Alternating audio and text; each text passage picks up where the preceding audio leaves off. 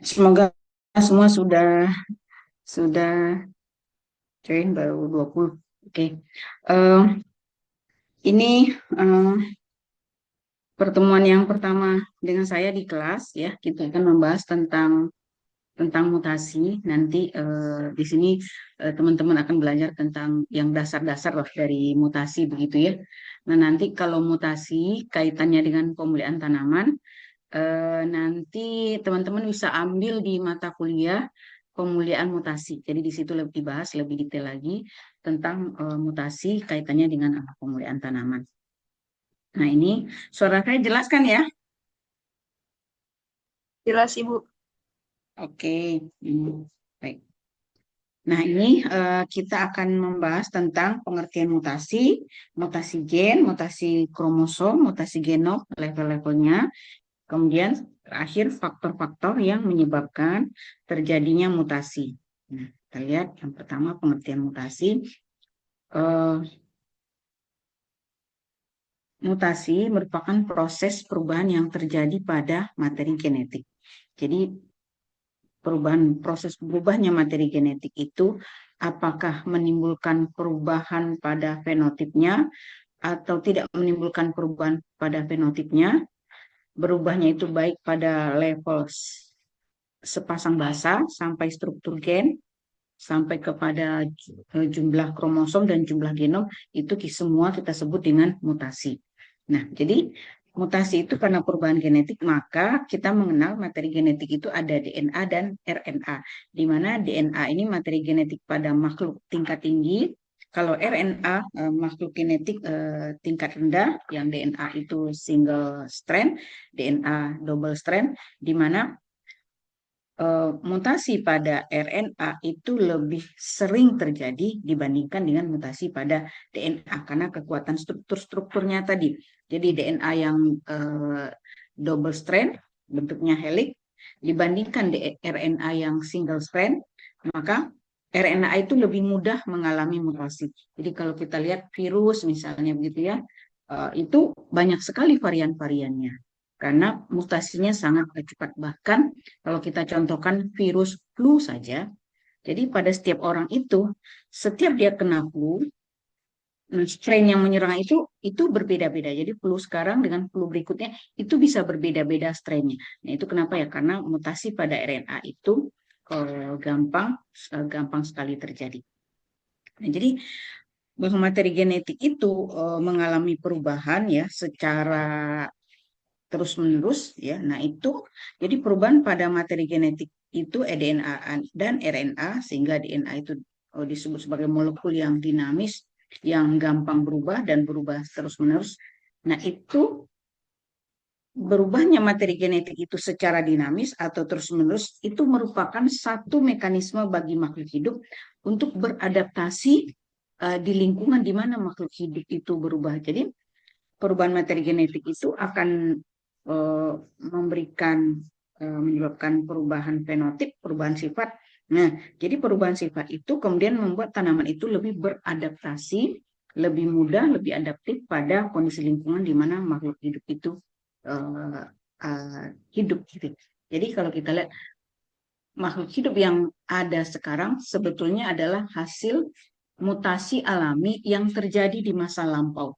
Nah, mutasi alami itu menghasilkan perubahan-perubahan sejalan dengan proses evolusi yang terjadi pada makhluk hidup. Jadi, mutasi itu menggerakkan proses evolusi begitu ya, di mana perubahan itu terjadi secara lambat, pelan-pelan dalam jangka waktu yang panjang.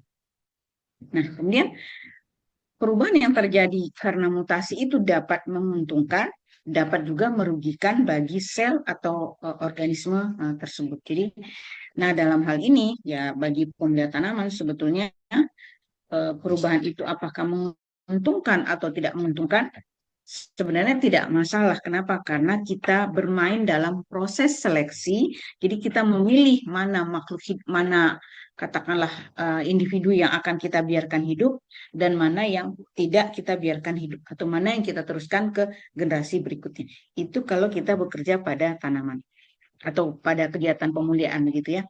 ada proses seleksi. Tapi kalau mutasi itu terjadi pada misalnya pada manusia, ya, pada manusia, nah itu efek mutasi itu ya kalau dilihat sekarang atau yang dilaporkan sekarang itu lebih banyak pada efek-efek yang merugikan. Misalnya mutasi pada jaringan mitosis, mutasi pada jaringan somatik itu menyebabkan terjadinya kanker dan sekarang banyak sekali kejadian kanker itu pada masyarakat. Nah, kemudian mutasi itu secara alami ya bisa terjadi secara alami dan bisa juga terjadi karena induksi. Nah, secara alami lajunya sangat rendah ya, jadi hanya 1/100.000 sampai 1/1.000.000 per generasi terjadinya mutasi itu. Jadi sangat-sangat kecil rendah lajunya. Sehingga kadang-kadang mutasi secara alami itu tidak kelihatan efeknya dalam jangka pendek. Ya. Nah, sehingga mutasi secara alami itu baru dilihat dampaknya dalam jangka panjang yang terjadi bersamaan dengan proses evolusi. Jadi proses perubahan makhluk hidup sedikit demi sedikit dalam jangka panjang. Kemudian mutasi alami itu dilaporkan disebabkan oleh kesalahan dalam proses replikasi DNA, rekombinasi atau kesalahan dalam pembelahan sel. Jadi ini terjadi secara alami.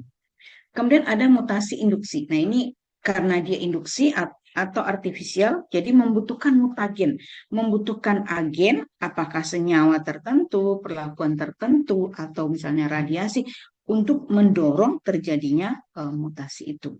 Ya.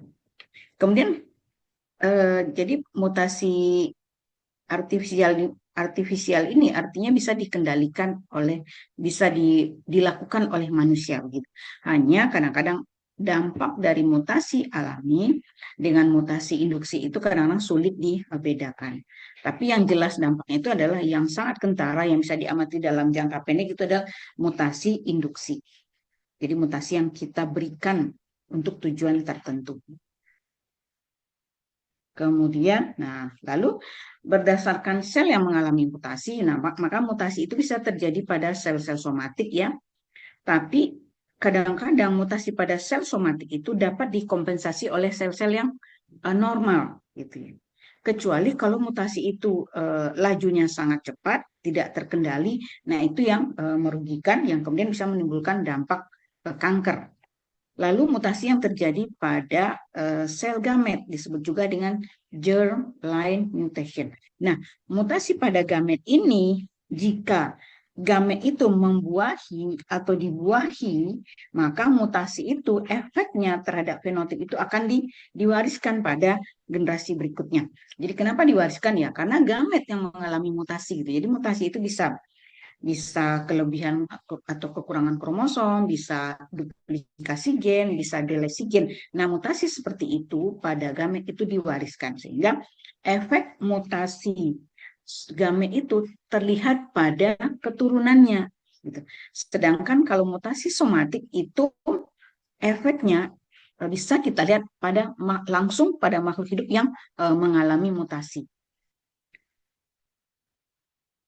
Nah, kemudian mutasi itu ada juga kita sebut dengan mutasi resesif atau forward mutation, kemudian ada mutasi dominan atau reverse mutation. Nah, ini masing-masing merupakan perubahan alel dominan menjadi alel resesif, itu disebut dengan forward atau recessive mutation.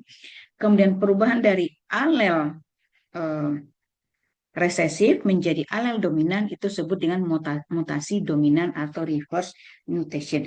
Jadi makhluk hidup itu semuanya secara natural itu dianggap memiliki gen-gen dominan. Nah, sehingga dikatakan yang kita temukan, sifat yang kita temukan secara alami itu disebut dengan tipe liar atau wild type. Nah, begitu terjadi mutasi, nah dihasilkanlah tipe mutan. Nah, jadi berdasarkan penjelasan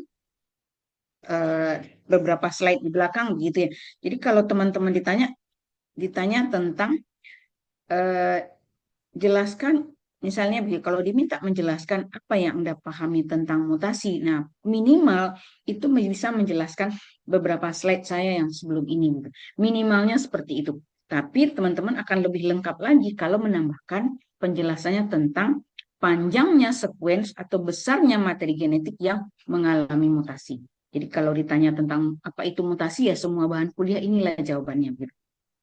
Jadi berdasarkan besarnya atau panjangnya sekuens materi genetik yang mengalami mutasi, maka mutasi itu dibagi ke dalam mutasi titik atau mutasi gen, mutasi kromosom, dan mutasi genom.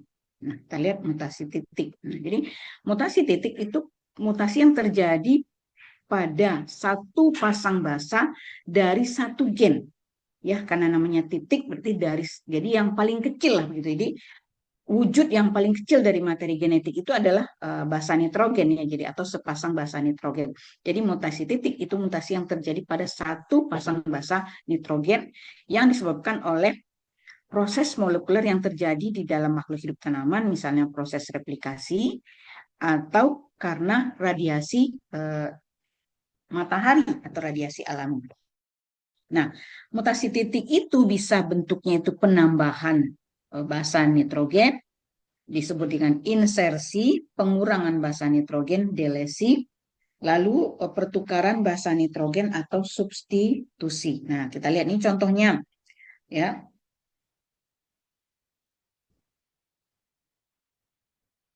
Nah, ini contohnya. Ini adalah yang di atas. Nah, ini adalah materi DNA yang di atas yang CAT-CGA. Nah, ini disebut dengan tipe liar. Begitu, ini adalah tipe liar. Kemudian mengalami mutasi insersi, jadi pertambahan satu pasang basa. Katakanlah di sini bertambah T dan A di antara G dan A atau C dan T bertambah sepasang T dan A. Apa akibatnya insersi itu?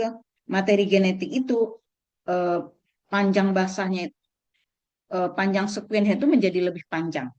Nah, sebaliknya kalau hilang sepasang basa, G dan C hilang, maka materi genetiknya itu menjadi lebih pendek dari yang seharusnya. Kemudian kalau substitusi, nah ini contohnya CAT, C, nah ini C pasangannya G, komplementasinya G, tertukar menjadi AT.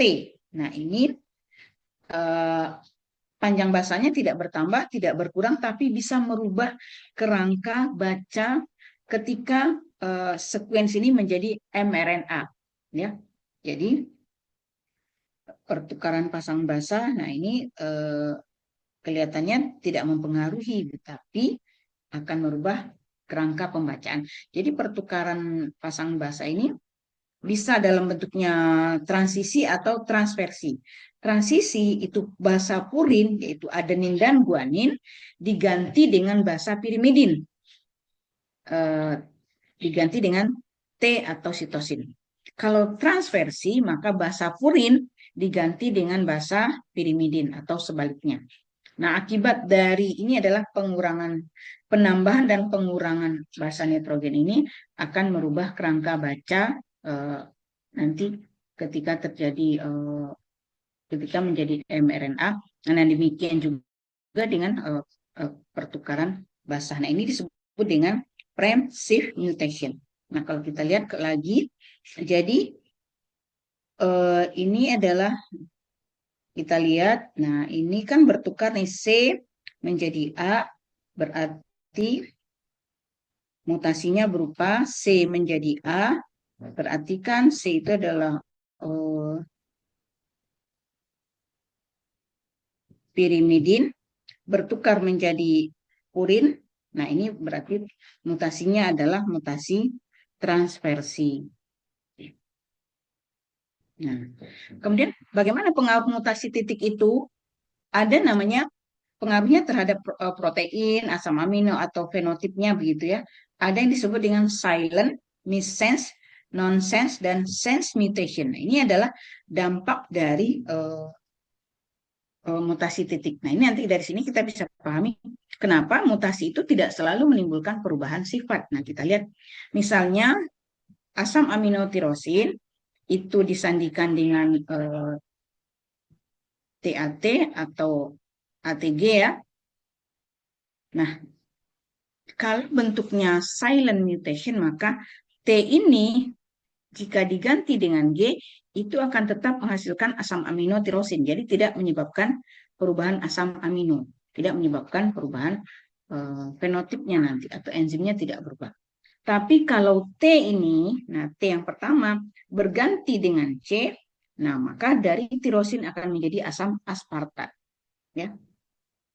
Kemudian kalau asam amino menjadi stop codon, maka ini disebut dengan non-set. Jadi perubahan asam amino itu menyebabkan penggantian basa nitrogen itu menyebabkan asam amino menjadi stop codon, maka ini disebut dengan nonsense mutation. Sebaliknya, kalau dari perubahan basa nitrogen itu menyebabkan stop codon menjadi asam amino, maka itu disebut dengan sense mutation. Nah, jadi kalau nonsense ini karena berubah menjadi stop codon, maka gen itu bisa menjadi lebih pendek dari yang seharusnya. Sebaliknya, kalau sense, gen itu bisa menjadi lebih panjang dari yang seharusnya. Kenapa? Karena stop codonnya belum ditemukan sehingga terus terjadi translasi pembentukan asam amino. Oke, sampai di sini ada pertanyaan? Silahkan. Baik, kalau tidak ada saya lanjutkan dulu ya.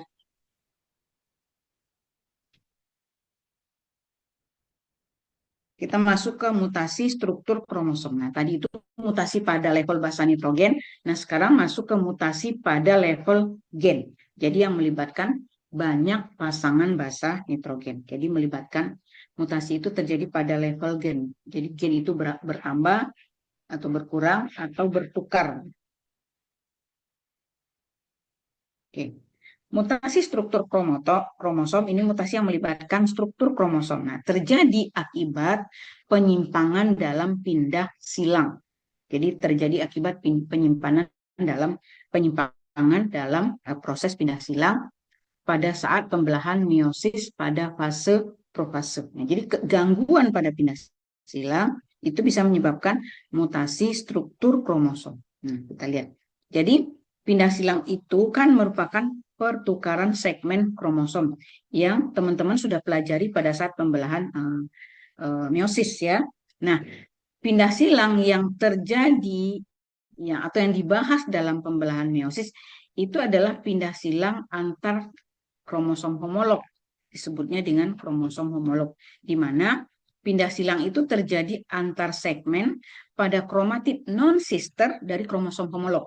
Nah, pindah silang ini dikatalis oleh enzim rekombinase A dan rekombinase BC. Jadi enzim ini mempertukarkan ruas DNA antar kromatid non-sister ya dari kromosom homolog sehingga menyebabkan pertukaran alel antar lokus pada kromosom homolog. Nah, ini adalah pindah silang yang normal, pindah silang yang dipelajari pada pembelahan meiosis. Nah, pindah silang seperti ini tidak menyebabkan perubahan struktur kromosom. Jadi hanya posisi alelnya yang berubah dari satu kromosom dari kromatid non sister dari kromosom homolog pindah ke kromosom homolog, kromatid kromosom homolognya. Jadi bertukar bagian itu antar kromatid non-sister dari kromosom homolog. Jadi ini tidak menimbulkan perubahan kromosom. Justru ini menimbulkan rekombinasi baru. Munculnya gamet-gamet yang merupakan tipe rekombinan. Jadi muncul nanti menghasilkan keragaman pada fenotip. Nah, kalau pindah silang yang tidak normal itu adalah pindah silang yang terjadi antar kromosom yang bukan homolog atau antar segmen dalam satu kromosom. Jadi pindah silang yang terjadi antar kromosom yang bukan homolog atau antar segmen dalam satu kromosom. Nah, inilah ya pindah silang yang menyebabkan terjadinya mutasi. Itu pindah silang itu bisa terjadi antar dua kromatid dari sepasang kromosom homolog, tapi segmennya itu tidak tepat begitu. Jadi lokus-lokusnya itu tidak tepat. Ya. Yang kedua, pindah silang antar segmen dari satu kromosom. Nah, jadi pindah silang itu terjadi antar kromatid yang dari satu kromosom. Nah, kenapa bisa ya? Karena segmennya mirip. Lalu pindah silang yang terjadi antar kromosom yang bukan homolog. Ini bentuk mutasinya, mekanisme mutasinya seperti nomor 1, nomor 2, dan nomor 3. Nah, apa akibat dari mutasi ini? Pertama, menyebabkan terjadinya delesi dan duplikasi. Nah, ini untuk yang ini ya, yang nomor 1 itu menyebabkan terjadinya delesi dan duplikasi gen. Yang nomor 2 menyebabkan terjadinya delesi dan inversi. Yang nomor 3 menyebabkan terjadinya translokasi gen-gen. Nah, kita lihat. Jadi mutasi delesi itu seperti ini. Jadi ini adalah A, B, C, D, gen-gennya D, E, F. Nah, nanti karena proses delesi akibat pindah silang tadi, B-nya hilang. Kalau duplikasi, nah B-nya malah menjadi mengganda.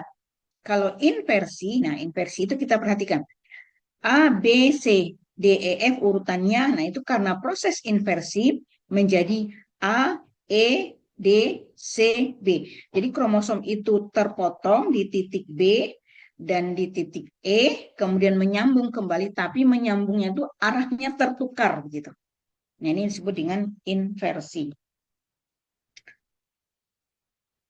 Lalu translokasi, nah ini adalah pindah silang ya yang terjadi di antar kromosom yang non homolog. Jadi A, B, C, D, E, F, nah melakukan pindah silang dengan kromosom lain yang bukan homolognya yang membawa G, H, I, J, dan K. Nah ini namanya translokasi. Nah kita lihat ya, seperti ini ya. Nah kita lihat pindah silang itu yang normalnya kan seperti ini. Ya jadi kalau terjadi pindah silang seperti ini perpasangannya, ini adalah pindah silang yang normal. Nah, kalau pindah silangnya seperti ini, berpasangannya seperti ini, maka ya jadi tidak pada situs yang tepat. A, B, C, D, E, F itu ternyata berpasangannya itu adalah B dengan A, C dengan B, C ini dengan D, E dengan D, E dengan F, dan F ini, oh, maaf, C ini jadi seperti tidak ada pasangannya, D dengan D. Nah, C di sini tidak ada pasangannya, E juga tidak bertemu dengan pasangannya, D maksud saya, E dengan D, E dengan F, dan F di sini seolah-olah tidak ada pasangannya. Nah, apa akibatnya? Akibatnya seperti ini, ya. Kita lihat delesi itu akibat hilangnya segmen kromosom. Nah, seperti ini. Jadi di sini yang hilang adalah B, ya. Sementara di yang satunya lagi malah terjadi duplikasi.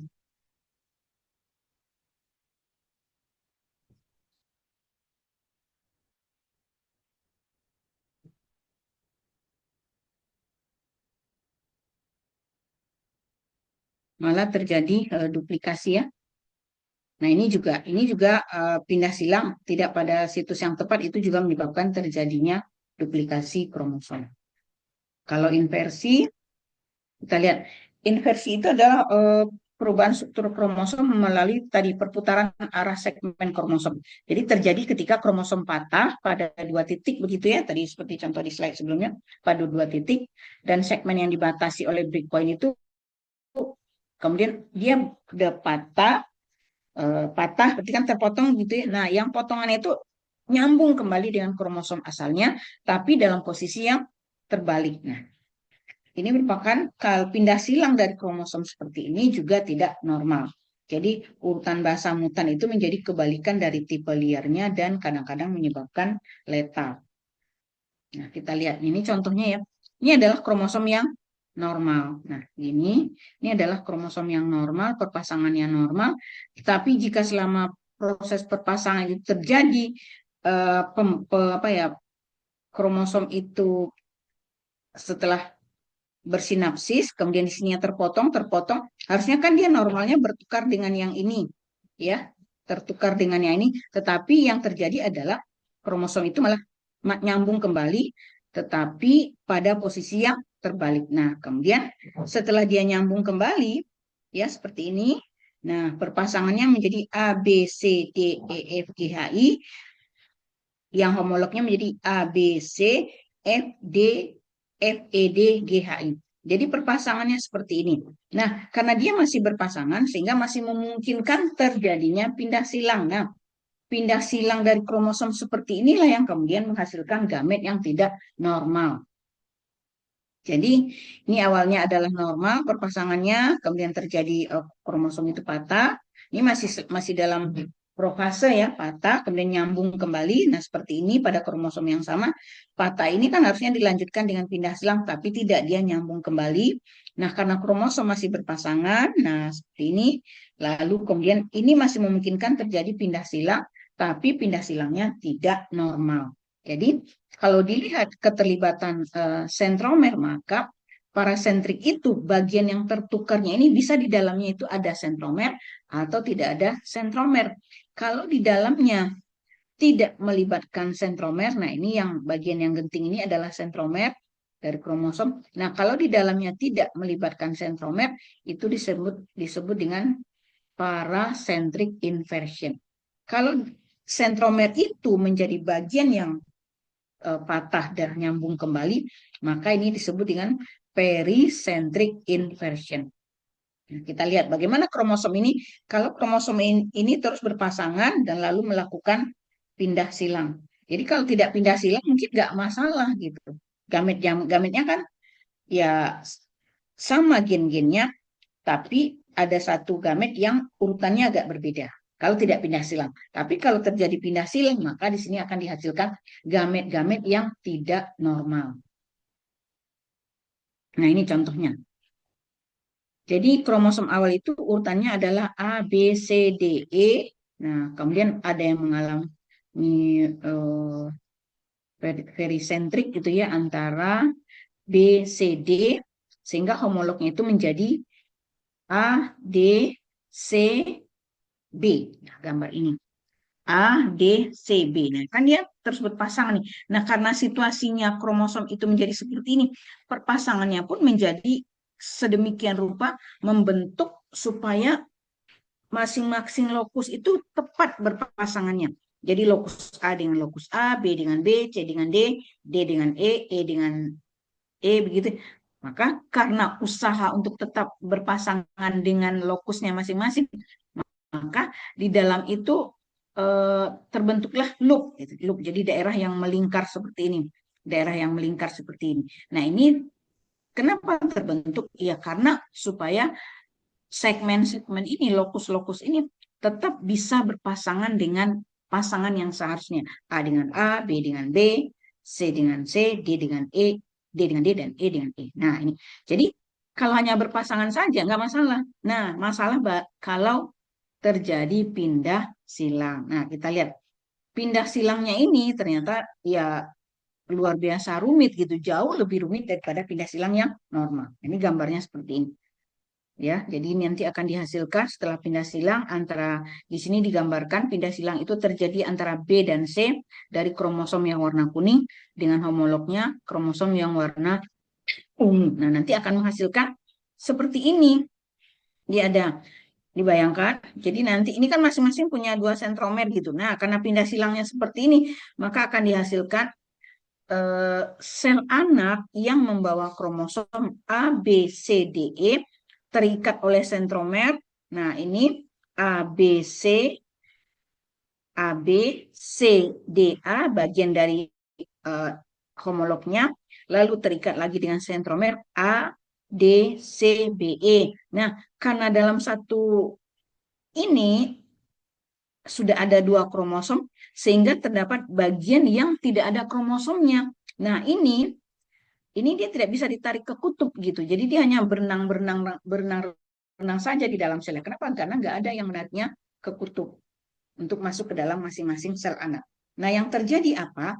Kromosom di sini, karena ini ada dua sentromer, maka sentromer ini ditarik ke kutub yang katakanlah ke atas, yang ini ditarik ke bawah, sehingga karena ada tarik-menarik itu, maka pada bagian yang lemah dari sini, kromosom itu patah. Kromosom ini patah pada posisi yang kita sebut dengan jembatan disentrik. Sehingga patahnya itu menghasilkan dua sel anak dengan kromosom yang membawa gen-gen A, B, C, D, E, dan A, B, C, D. Dan satu lagi sel anaknya membawa A, kromosom dengan gen A saja, dan sisternya membawa A, D, C, B, E. Jadi ada bagian yang hilang di sini nih. Di A ini ada bagian yang hilang, yaitu ini tadi. Ini yang hilang di sini. Termasuk yang hilang di sini, nah itu ada di mengganda di sini.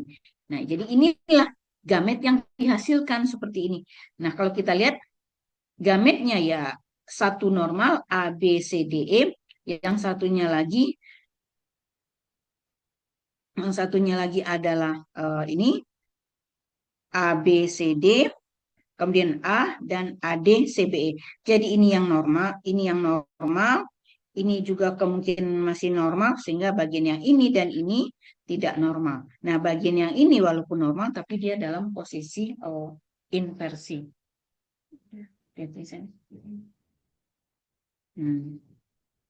Kemudian, nah kalau digambarkan, nah seperti ini kira-kira begitu ya. Seperti ini kira-kira gambarnya. Coba saya buat lebih jarak. Jadi, kenapa bisa ada bagian yang tidak ada kromosomnya? Nah, kita lihat. Jadi di sini terjadi pindah silang AB, C, D, E. Nah, ini adalah AB, C, D, E. Nah, ini kan sentromernya masih menyatu nih. Jadi di sini ada A, B, C, D, A, B, C, D, E. Gitu. Kalau diikutin. Jadi nanti ada satu segmen yang tidak ada kromosomnya. Dari sini ke sini. Nah, ini kan masih terikat oleh sentromer ini. Nah, ini terus, ini terikat oleh sentromernya. Nah, menyambung ke sini, ke sini, ke sini, terus ke sini, dan nah, itu seperti itu. Jadi nanti ada bagian yang tidak ada sentromernya. Jadi kemudian kalau kita lihat yang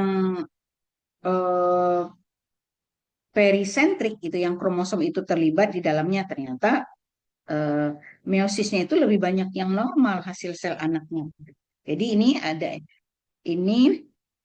hasilnya seperti ini ya, di normal, ini inversi ya. Ini duplikasi di A, ini duplikasi di D, dan ini yang normal tapi inversi, dan ini yang normal, yang benar-benar normal. Nah, ini adalah akibat tadi kromosom itu patah, nyambung kembali di kromosom yang patah itu, kemudian terus berpasangan. Jadi berpasangannya membutuhkan loop seperti ini untuk bisa terjadinya pindah silang. Nah, itu yang ketiga dari mutasi struktur kromosom. Nah, berikutnya mutasi karena proses translokasi. Ini terjadi akibat perpindahan atau pertukaran antar segmen pada kromosom yang non homolog. Jadi pasangan itu kan idealnya dengan homolognya, tapi ada saja kromosom yang berlaku menyimpang. Jadi dia berpasangan dengan homolognya, tapi dia juga berpasangan dengan kromosom yang lain gitu. Jadi ada perilaku menyimpang seperti itu, pasangannya tetap dia pakai, tapi dia juga diam-diam berpasangan dengan kromosom yang lain. Nah, ini namanya translokasi. Jadi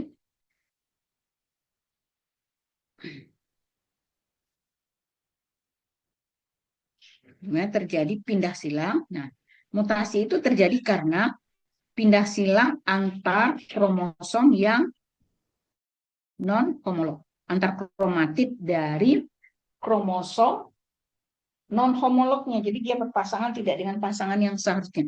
Nah, contohnya seperti ini. Ini ada kromosom nomor 8, nah ini nomor 2, lalu di sini terjadi pindah silang, maka hasil pindah silangnya adalah seperti ini. Kemudian ini yang ada kromosom nomor 8, lalu homolognya itu berupa 8P dan 2D. Kemudian kromosom nomor 2 yang normal dan homolognya 2P dan 8D. Nah, jadi seperti itu. Nah, perpasangan itu kan terus terjadi ya, kromosom itu kan terus berpasangan sampai pada proses metafase. Jadi kromosom itu terus berpasangan sampai pada metafase. Nah, bagaimana perpasangannya? Bisa alternate segregation, bisa juga adjacent segregation. Jadi seperti ini perpasangannya, ya. Nah, ini. Jadi kenapa seperti ini ya? Kromosom itu berusaha mencari homolognya. Jadi pada akhirnya itu setelah bertukar begitu, kromosom itu tetap berusaha untuk kembali berpasangan dengan pasangan yang sesungguhnya, artinya berpasangan dengan kromosom homolognya. Nah, inilah bentuknya. Sehingga nanti segregasinya itu bisa berbentuk alternate segregation, kemudian adjacent segregation. Nah, kalau kita lihat alternate itu, ini kan ini hasil dari meiosis 1 ya. Nah, alternate ini bentuk alternate dari meiosis 1 itu akan menghasilkan gamet dengan kromosom 2 yang normal, 8 yang normal. Nah, ini yang normal semua. Tapi yang ini kromosom 2 aksen ini membawa 2 dan D, yang 8 membawa 8 dan 2D. Kemudian yang adjacent itu juga ini normal dan ini juga normal dan ini yang membawa pasangan yang bukan homolognya. Nah, ini jadi translokasi itu akan berpengaruh terhadap fenotip gitu ya. Kemudian yang hidup itu hanya kromosom dengan gen yang lengkap saja, yang viabel gitu. Tapi apa untungnya translokasi itu? Mencegah rekombinasi gen-gen tetua selama proses evolusi. Jadi translokasi itu menjaga supaya gen tetua itu tidak punah, supaya gen-gen dari tetua itu tetap ada. Itu melalui proses translokasi.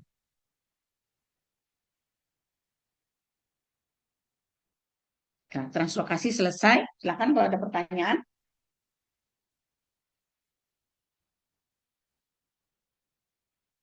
Bisa dipahami?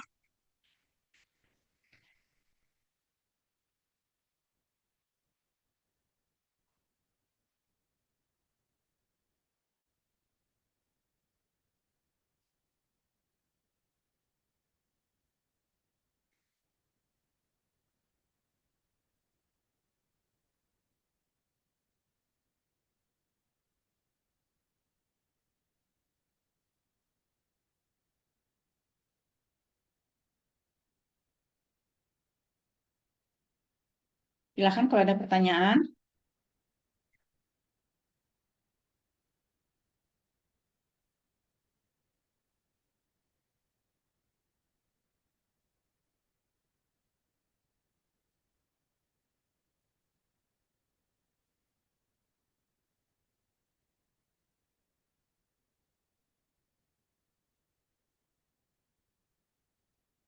Baik, saya lanjutkan saja ya.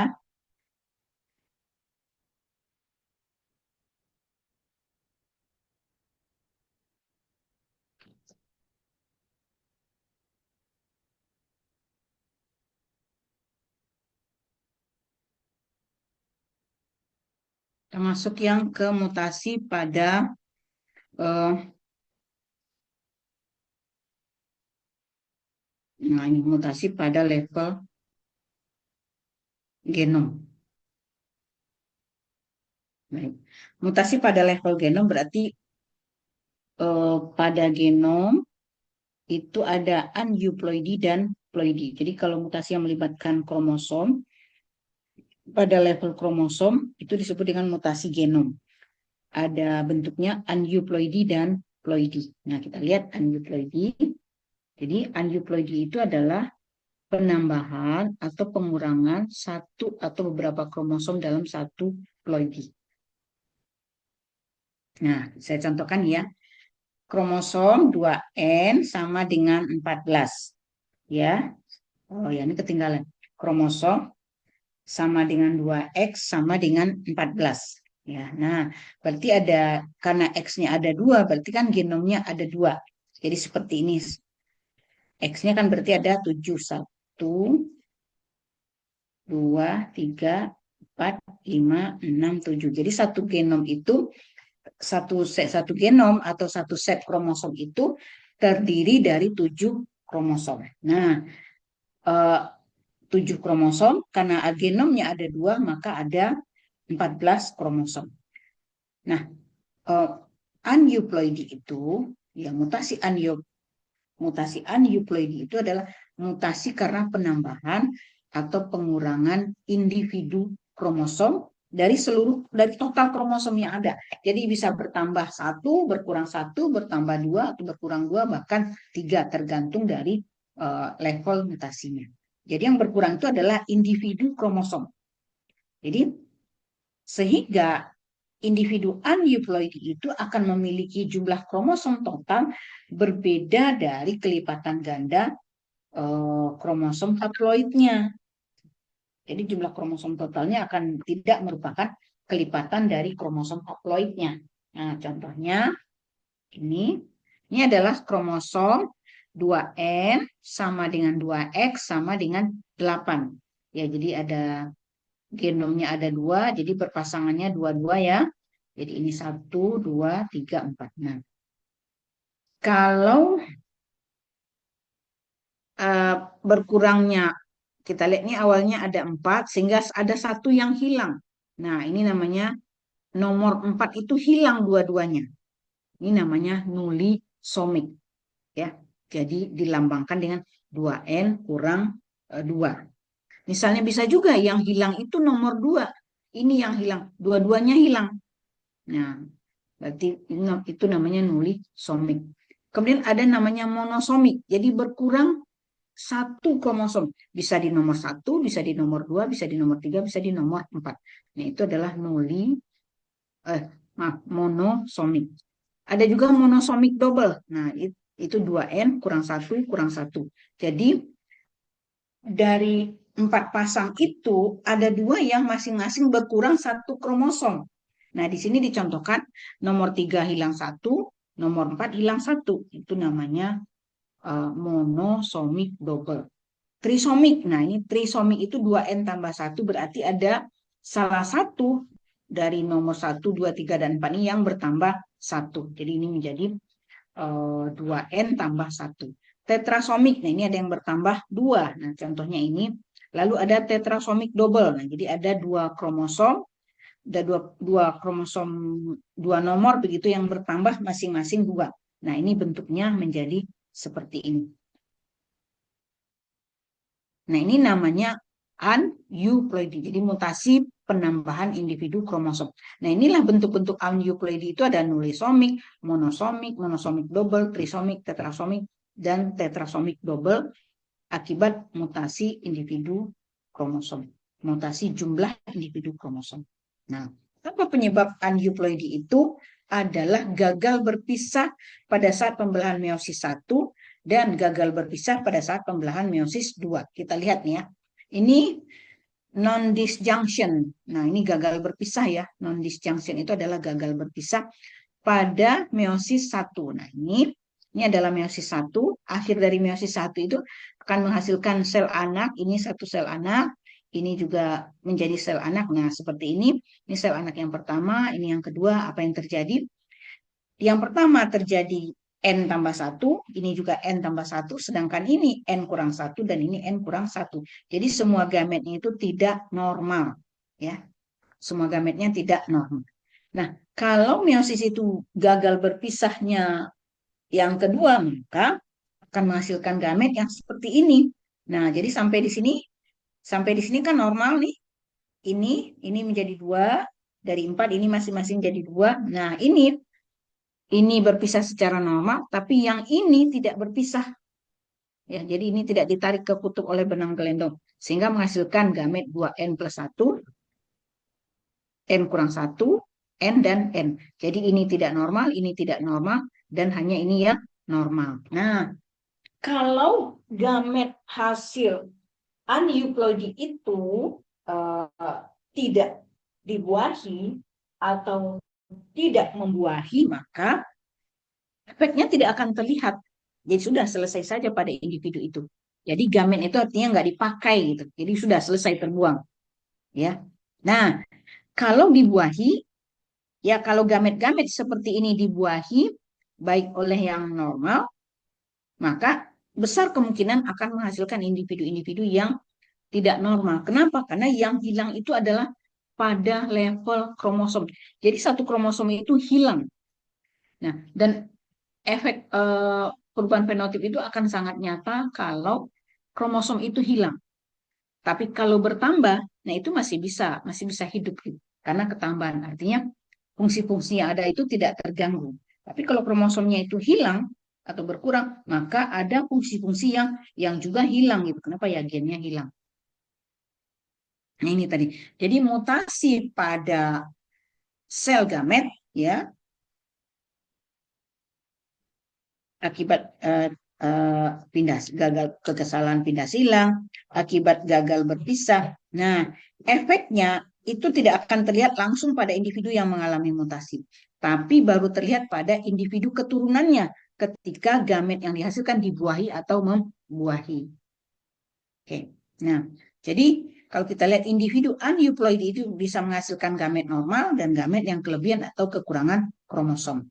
Nah, perpaduan bebas dari gamet-gamet yang dihasilkan oleh individu aneuploid akan menghasilkan keturunan yang normal, keturunan yang monosomi, trisomi, dan tetrasomi. Nah, ini adalah yang ya semuanya tidak normal. Nah, yang menjadi masalah kan kalau terjadi pada tanaman ya nggak masalah, tinggal kita seleksi saja dan kita masih punya benihnya. Nah, kalau terjadi misalnya pada manusia, pada hewan, nah itu eh, yang berbahaya. Apalagi kalau manusia itu gamet-gametnya sampai membuai atau dibuai, maka terlihatlah keturunannya itu menjadi tidak normal gitu. Oke. Berikutnya aneuploidy. Nah, ini mutasi berupa perubahan set kromosom. Jadi penambahan atau pengurangan genom. Jadi setnya atau genomnya yang bertambah atau berkurang. Jadi kalau awalnya itu diploid, ya bisa menjadi triploid, bisa menjadi tetraploid, pentaploid, dan hexaploid. Jadi kromosom itu jumlahnya itu bertambah kelipatannya sesuai dengan jumlah kromosom per genomnya. Jadi kalau diploid itu 2N, misalnya diploid itu 2N sama dengan 2X sama dengan 14, maka ketika menjadi triploid, 2N sama dengan 3X menjadi 21.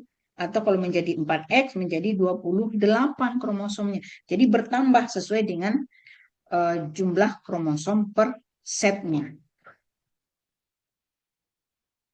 Nah, ini contohnya. Jadi kalau poliploid itu, jadi individu yang memiliki kromosom lebih dari 2 set itu disebut dengan poliploid, yaitu suatu keadaan di mana individu-individu mempunyai lebih dari 2 set kromosom atau 2 set genom dalam sel somatiknya. Jadi kalau kita lihat tumbuhan monoploid adalah tumbuhan yang hanya memiliki 1 set kromosom. Jadi kalau kita lambangkan monoploid itu adalah X, ya jadi ya sama dengan jumlah kromosom, jadi hanya 1 set saja. Sedangkan haploid itu N, nah ini menggambarkan banyaknya kromosom dalam gamet. Jadi pada kasus diploid, ya pada kasus diploid N dan X-nya itu sama. Misalnya kita contohkan pada padi begitu ya. Padi itu kan atau pada bawang merah. Bawang merah itu kan sama dengan 2N sama dengan 2X sama dengan 14. Kalau kita lihat X-nya ada 1X ya, di mana dalam satu genom itu ada 7 kromosom. Nah, kromosom N-nya itu juga jumlahnya 7. Kenapa? Karena dia kasusnya adalah diploid 2N sama dengan 2X.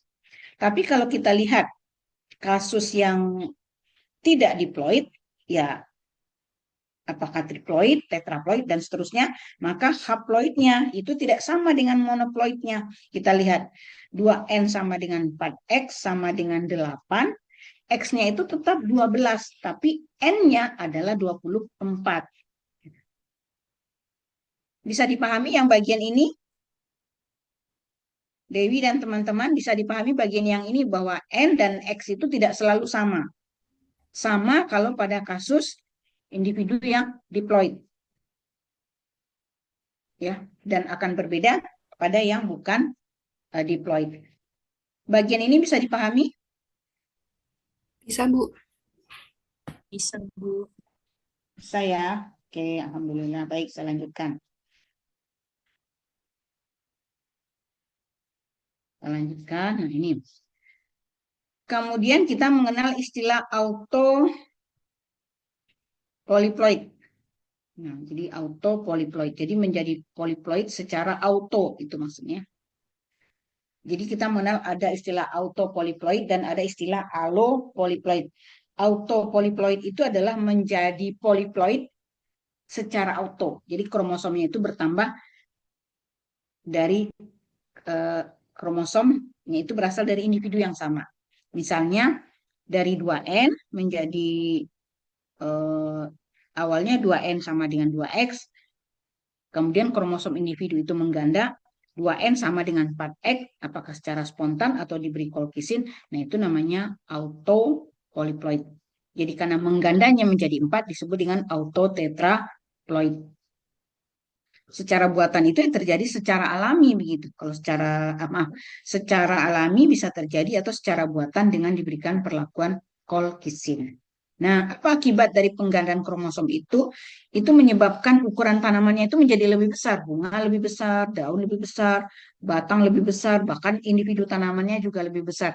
Jadi teman-teman bisa bayangkan bagaimana bisa besar. Jadi kalau awalnya dalam satu sel itu hanya ada katakanlah 24 kromosom, kemudian mengganda menjadi 48 kromosom, maka otomatis sel-sel tanaman itu, sel-sel individu itu akan bertambah besar. Nah, pertambahan ukuran sel itu menyebabkan pertambahan ukuran jaringan, ukuran organ, sampai kepada ukuran makhluk hidup itu. Jadi penggandaan seperti ini banyak digunakan untuk tanaman-tanaman yang diambil bagian vegetatifnya. Jadi kita buat tanaman itu besar supaya bagian vegetatifnya juga menjadi besar. Seperti untuk kebutuhan pakan misalnya. Ini, kemudian ini autopolyploid. Lalu ada juga allopolyploid. Nah, sebelum masuk ke situ ya, sebelum masuk ke allopolyploid. Jadi kalau terjadi penggandaan misalnya gitu ya, dari 2N menjadi dari 2N sama dengan 4X. Nah, dari 2N menjadi sama dengan 2X menjadi 2N sama dengan 4X karena diberi kolkisin, maka segregasinya seperti apa gitu. Kan tadinya A besar A kecil diberi kolkisin kan menjadi A besar A besar, A kecil A kecil. Nah, karena dia awalnya diploid ya segregasinya itu tetap diploid gitu. Tetap segregasinya itu mengikuti pola diploid, sehingga kalau kita lihat ini ya, kalau kita lihat akan ada gamet seperti dari sini kita umpamakan A ini jadi A1, A2, A1, A2 untuk yang resesif, maka segregasinya itu menghasilkan A1 ini, kemudian yang seperti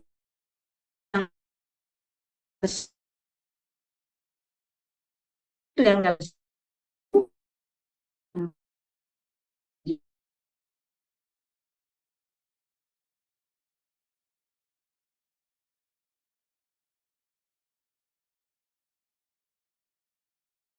semuanya resesif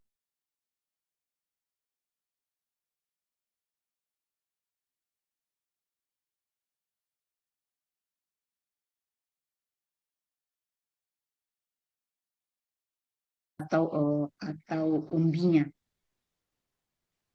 Kemudian digunakan juga untuk membentuk tanaman-tanaman yang tidak berbiji, misalnya semangka triploid. Jadi semangka triploid itu adalah hasil persilangan antara semangka tetraploid dengan semangka mitosis. Nah, karena benang gelendong tidak terbentuk, maka tidak ada struktur yang menarik kromosom itu ke kutub. Jadi kromosom itu hanya berenang-renang saja di dalam sel. Kemudian karena kromosom itu tidak dibawa ke kutub, kemudian diakinesis juga tidak terjadi, pembelahan inti tidak terjadi, dan pembelahan sel juga tidak terjadi. Pembelahan inti tidak terjadi begitu ya. Pembelahan inti tidak terjadi sehingga dalam inti itu jumlah kromosom itu yang menjadi 2 kali lipat, menjadi 2 kali lebih banyak daripada kromosom awalnya. Nah, polyploid bermanfaat dalam menimbulkan keragaman genetik, namun menimbulkan juga rasio genetik yang kompleks. Nah, kemudian tanaman resesif itu, yang semua gennya resesif itu sebenarnya jarang muncul gitu. Nah, ini contohnya ya, ini pada bawang merah. Ini ada di dalam praktikum sitogenetika. Ini pada bawang merah. Nah, ini adalah sel yang kromosomnya mengganda, dan ini adalah sel yang kromosomnya tidak mengganda. Jadi ini terjadi pada sel pada akar bawang merah. Nah, kalau karena ini terjadi pada jaringan somatik gitu, ya jadi ada sel yang seperti ini, ada sel yang kromosomnya setengahnya. Kalau ini kan sengaja diberikan perlakuan kolkisin untuk membuktikan bahwa penggandaan kromosom itu memang bisa terjadi. Nah, tanaman-tanaman yang autopolyploid itu biasanya bersifat lebih vigor dan ukurannya lebih besar. Tak besar, tapi fertilitasnya rendah dan jumlah bijinya lebih sedikit. Jadi ini logis saja ya. Jadi kalau tanaman itu banyak menghabiskan energinya untuk pertumbuhan vegetatif, maka hanya sedikit yang tersisa untuk pertumbuhan generatif. Nah, ini yang terjadi pada autopolyploid. Jadi vegetatifnya itu akan besar, ukuran morfologinya besar, tapi jumlah bunga, jumlah biji, jumlah buahnya akan sedikit. Nah, berikutnya penggandaan genom itu karena proses allopolyploid. Jadi ini adalah penggandaan kromosom melalui penggabungan genom yang berbeda. Ini namanya allo. Jadi yang mengganda, tapi menggandanya itu dari genom yang berbeda atau dari spesies yang berbeda. Katakanlah spesies A dikawinkan atau bersilang secara alami dengan spesies B, maka masing-masing kan membawa genom A, yang ini membawa genom B. Kemudian kalau hanya genom AB saja di dalam tanaman itu, maka bijinya biasanya fertil gitu, tanamannya biasanya fertil. Kemudian embrionya sesaat setelah terjadi pembuahan lalu diberikan kolkisin, maka akan terjadi penggandaan sehingga genomnya itu menjadi A besar B besar B besar. Dan proses ini bisa terjadi karena kita induksi di lab atau terjadi juga secara alami di alam. Nah, ini biasanya ditemukan di daerah-daerah yang menjadi pusat asal suatu spesies. Jadi antar spesies itu bisa berkawin, kemudian secara alami terjadi penggandaan kromosom sehingga terbentuklah spesies baru. Jadi spesies baru itu bisa terbentuk sebagai hasil persilangan antar dua spesies yang berbeda. Nah, bisa terjadi secara alami atau ya bisa kita induksi, kita ulang, kita lakukan di lab. Hanya bahwa berhasil atau tidak berhasilnya itu adalah sesuatu yang berbeda lagi. Tetapi kita bisa mengulang pembentukan spesies dengan cara menyilangkan dua spesies yang berbeda. Kemudian setelah terjadi fertilisasi, sesaat setelah fertilisasi diberikan perlakuan kolkisin pada embrionya. Nah, kalau berhasil mengganda, nah ini akan makhluk hidup individunya akan berkembang menjadi individu yang baru. Nah, ini contohnya ini ya. Jadi ini ditemukan oleh Karpesenko 1928. Ada kubis yang berumbinya loba. Teman-teman tahu loba?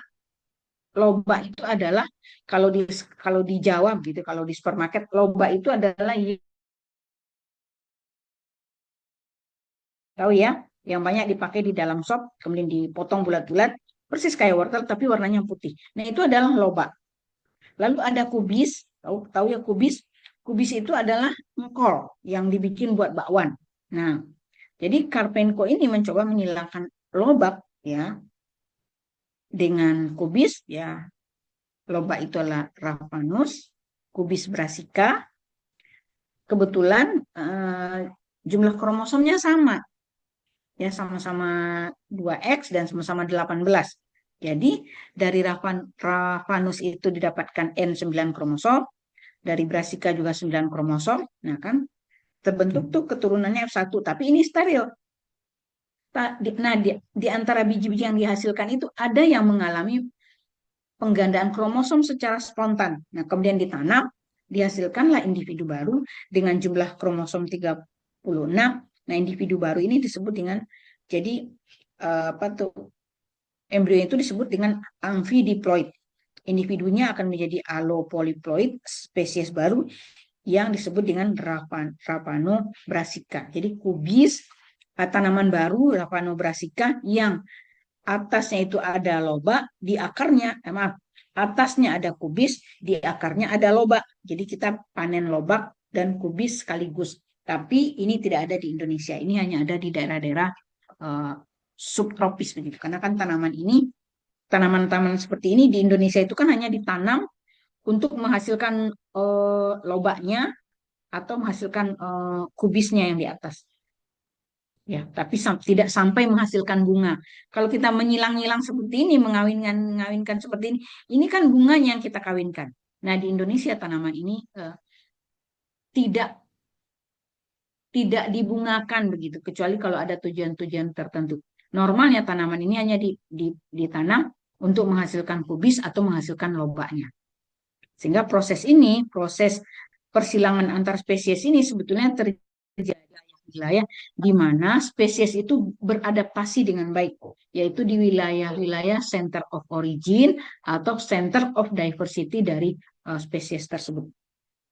Nah, berikutnya contoh yang lain, contoh pada gandum. Jadi gandum yang kita makan sekarang itu adalah Triticum aestivum, ya, masuk ke dalam kelompok triticale ini, di mana gandum ini, nah ini namanya gandum modern, yaitu berasal dari persilang gandum triticum, gandum yang triticum dengan ray yang sikel, masing-masing membawa 18 kromosom, 18 kromosom. Nah, gandum ini hasilnya tinggi tapi butirnya kecil.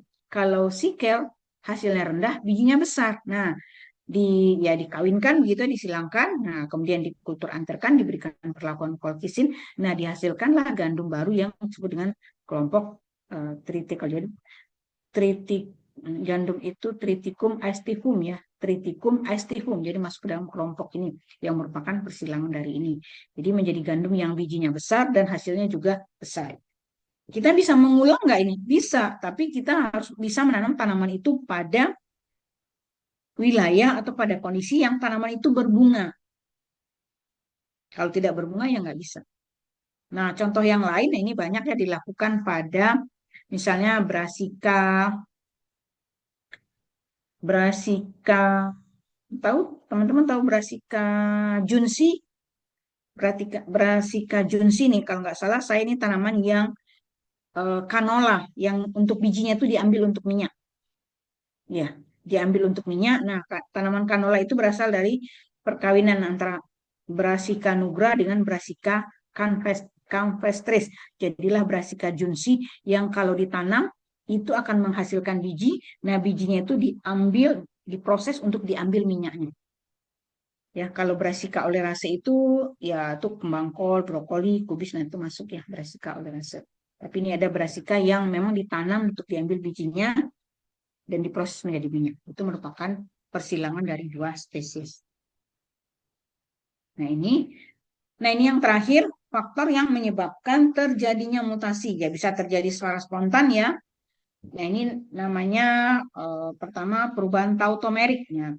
Mutasi terjadi secara spontan akibat kesalahan dalam proses pada saat replikasi atau dalam proses molekuler lainnya. Itu namanya, ini terjadi secara alami, namanya perubahan tautomerik. Lalu terjadi karena elemen loncat. Nah, ini Pak Sobir sudah menjelaskan elemen loncat. Ini adalah jadi sekuen DNA yang dia itu bisa berpindah-pindah di dalam kromosom dan dia bisa menyisip di bagian mana saja di dalam kromosom. Nah, ini menyebabkan terjadinya mutasi yang dikendalikan oleh enzim transposase. Jadi elemen itu meloncat dari satu posisi ke posisi lain yang disebut dengan transposisi, jadi berubah posisinya yang dikendalikan oleh enzim transposase. Elemen loncat, kemudian kesalahan dalam mitosis dan meiosis tadi sudah kita bahas, terjadi karena penggandaan kromosom, non-disjunction, kemudian kesalahan dalam pindah silang, itu menyebabkan terjadinya mutasi kromosom. Kemudian mutasi buatan, nah ini akibat bahan kimia, colchicine, ethidium bromida, ethidium bromide gitu, ETBF.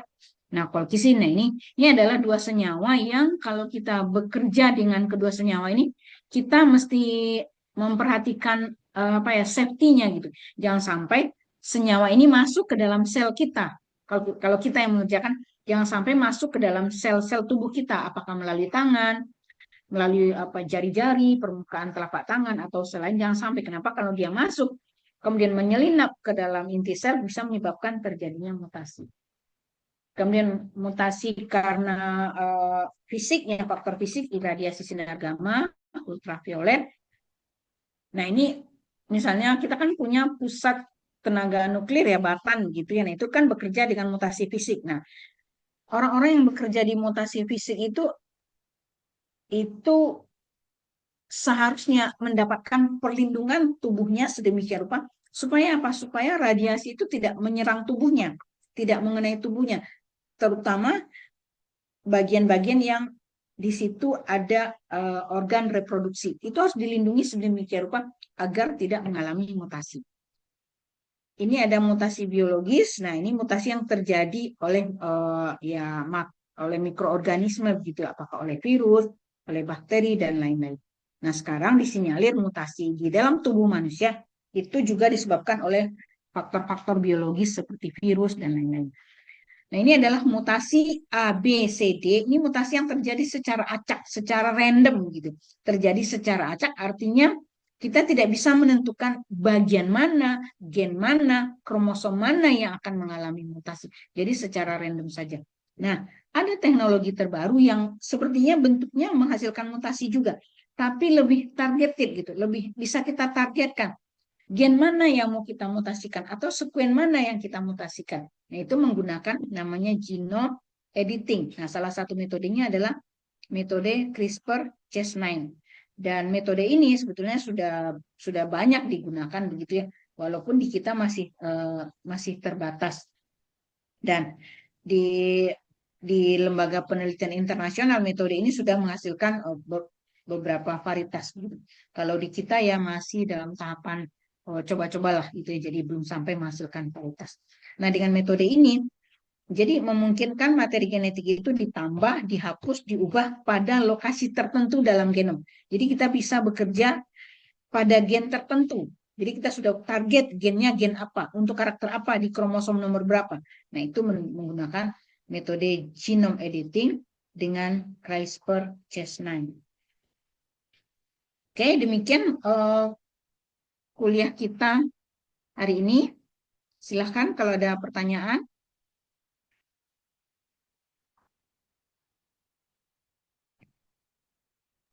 Mohon di sini Ya. Bu, mohon izin apakah suara saya silakan. terdengar? Mohon izin, terima kasih atas kesempatannya. Perkenalkan, nama saya Muhammad Tawar Suwardani. Ya, Izin bertanya silakan. Bu, terkait yang autotetraploid atau autoploid itu tadi Bu, yang berkaitan dengan pembentukan semangka triploid. Nah itu kan dari awalnya kan dari betina yang digandakan kromosomnya ya Bu, dari yang tanaman diploid menjadi tetraploid. Nah itu kan memang mutasinya karena acak ya Bu, karena itu kan dari colchisin. Nah itu prosesnya itu kemungkinan membutuhkan waktu berapa lama, dan sebenarnya mekanisme secara analisa teoritisnya itu seperti apa ya Bu? Kalau misalkan dengan skema menggunakan yang kita biasanya kayak A besar, A besar, A besar, terus mungkin A besar, A besar, atau A kecil, A kecil, seperti itu bagaimana? Jadi kalau kan yang semangka triploid itu persilangan tetra dan diploid gitu. Jadi yang diploid tetua yang salah satu tua betinanya itu kita buat yang menjadi tetraploid dengan cara salah satu adalah memberikan perlakuan colchisin sesaat setelah terjadi fertilisasi gitu. Nah, jadi kalau sebenarnya sih kalau lama metodenya ya sebetulnya tergantung dari keberhasilan kita membuat kromosom itu mengganda dan menghasilkan tanaman tetraploid yang bagus gitu. Nah, proses yang lainnya itu sama saja seperti kita normal menanam semangka. Jadi setelah kita dapat tetua tetraploid, lalu kita tanam nih sebagai betina, kita tanam juga yang diploid sebagai jantan, lalu kita lakukan persilangan secara buatan. Jadi prosesnya barangkali dimulai dari memilih tanaman yang akan jadi betina, kemudian mencoba, itu kan hitungannya dalam musim tanam gitu ya, setiap musim tanam. Kemudian dapat betina yang bagus, kemudian diberikan perlakuan colchisin, dilihat hasil tanaman hasil perlakuan colchisin itu seperti apa, bagus atau tidak buahnya. Nah, kemudian dapat kita pilih lagi, Lalu yang terpilih ini baru kita silangkan gitu. Jadi proses pemulihannya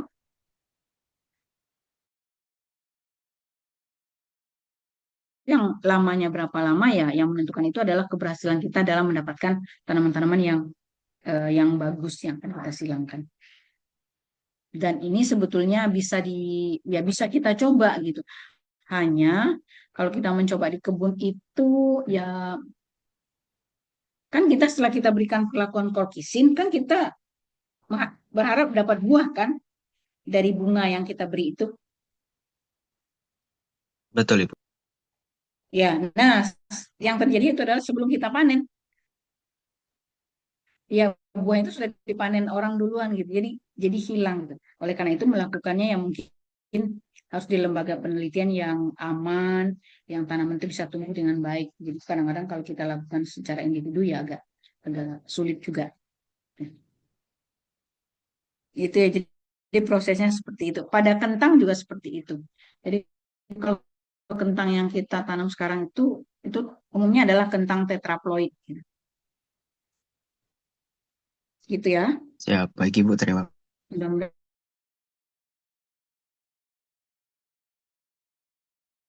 gitu.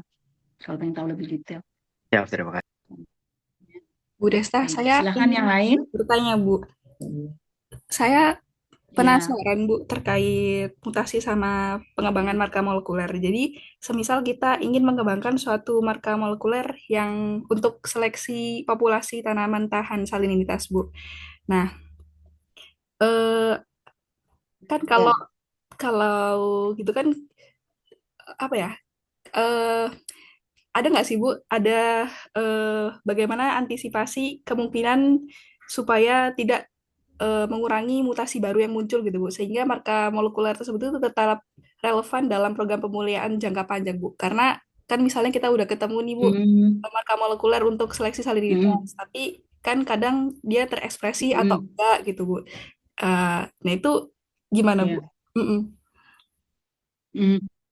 Kalau kita menggunakan marka molekuler ya kan, prinsipnya yang kita tanam tanaman itu ya bisa di lahan salin, bisa di lahan optimal, ya di lahan tidak salin maksud saya. Nah jadi ketika kita menggunakan marka molekuler berarti kan kita bekerja pada seleksi itu pada level DNA. Nah biasanya kalau yang kita lihat adalah mutasi itu tidak seleksi kita itu tidak akan terpengaruh oleh mutasi karena primer itu marka itu akan mengenerate sequence yang bisa digenerate oleh primernya itu. Jadi kan sepanjang ada area yang bisa diamplifikasi maka kan akan muncul kan seolah-olah tanaman kita ada marka itu, membawa marka itu atau gen yang terkait dengan marka itu. Walaupun di bagian lain itu ada yang terjadi mutasi, jadi nggak masalah gitu. Nggak apa-apa, nggak akan mengganggu proses seleksi kita. Sepanjang marka kita itu menemukan fragmen DNA yang bisa diamplifikasikan. Nah, sepanjang ada yang diamplifikasikan, kita kan membaca, oh iya ada gennya, ada sekuen yang terkait dengan marka ini. Maka kan kita pilih. Kita pilihkan tanaman itu, walaupun ya ada area-area lain yang mengalami mutasi, nggak masalah sebetulnya. Jadi kalau kita bekerja dengan marka molekuler, justru kita nggak perlu khawatir dengan mutasi itu. Terus setelah kita pilih, oh ini ada gennya, kan tetap kita menanam tanaman itu untuk melihat bahwa memang fenotipnya bagus, gitu. Bahwa memang fenotipnya seperti yang kita harapkan. Jadi nggak masalah sebenarnya. Baik, Bu. Asal tadi kita tidak sengaja memberikan agen mutasi atau mutagen, Bu. Baik, Bu. Semisal, Bu, kalau terjadi mutasi di daerah yang kita harapkan, berarti dia nggak bisa terdeteksi dengan marka molekuler yang udah kita rancang ya, Bu? Nah, bisa jadi. Jadi kalau tanaman itu termutasi pada bagian yang menjadi target kita, artinya primer itu kan tidak menemukan area itu untuk diamplifikasi. Ya, bisa nggak dapat gitu. Baik, Bu. Terima kasih, Bu Desta. Mm-mm. Ya, sama-sama. Silakan yang lain.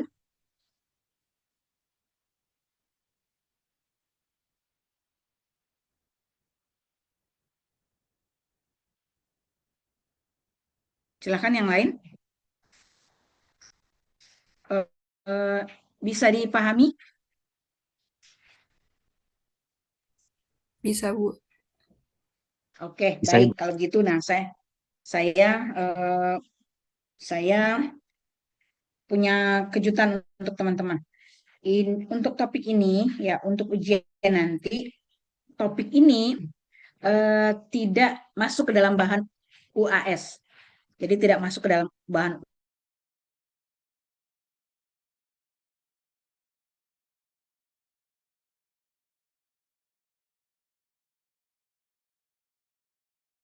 lagi materi ini, kemudian tulis lagi selengkap mungkin.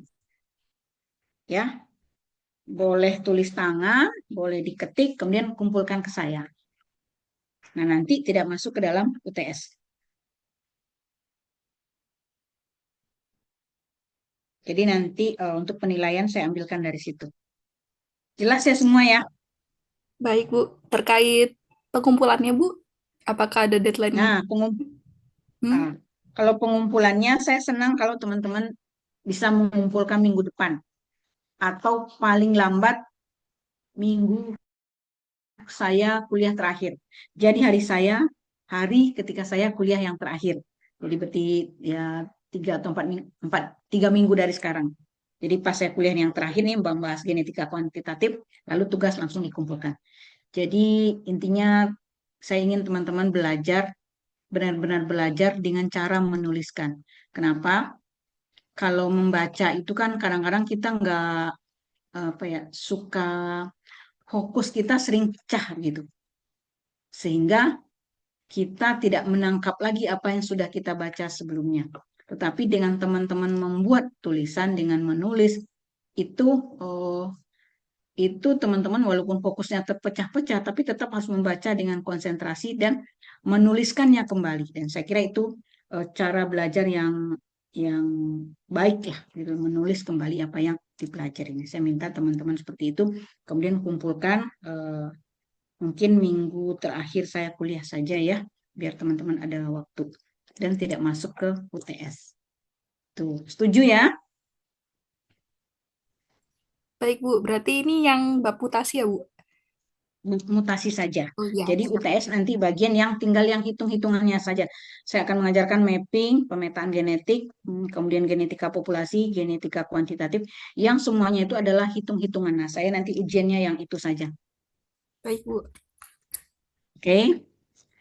Lalu satu lagi, untuk kelas paralel K2, ya, paralel K2, maaf, K1 yang hanya 4 orang, apakah bisa kuliahnya kita laksanakan sekarang, tapi eh, BAP saya tulis kita kuliahnya seolah-olah nanti malam gitu. Menjaga untuk supaya tidak bentrok. Mungkin nggak teman-teman yang K1, kalau nggak salah K1, yang hanya 4 atau 3 orang ya. Bentrok nggak dengan yang ini?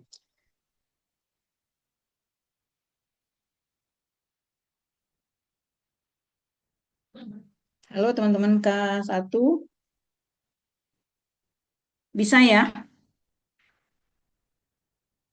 Nanti tolong dicek teman-teman presensinya itu ada di mana, di K1 atau di K2 ya. Nanti kalau udah mungkin bisa WA saya melalui Mbak Sukma. Baik, nanti tolong ya Mbak Sukma, Baik, Bu. teman-teman yang paralel K1. Oke, baik. Dengan demikian, saya akhiri kuliah kita pagi ini. Semoga teman-teman mendapatkan pengalaman baru ya dengan mempelajari mutasi. Nanti diperdalam lagi pada mata kuliah pemulihan mutasi dan menambah ketertarikan teman-teman terhadap genetika dan pemulihan tanaman. Demikian kurang lebih saya sampaikan. Terima kasih. Assalamualaikum warahmatullahi wabarakatuh. Waalaikumsalam warahmatullahi wabarakatuh. Terima kasih, Bu. Ya, sama-sama.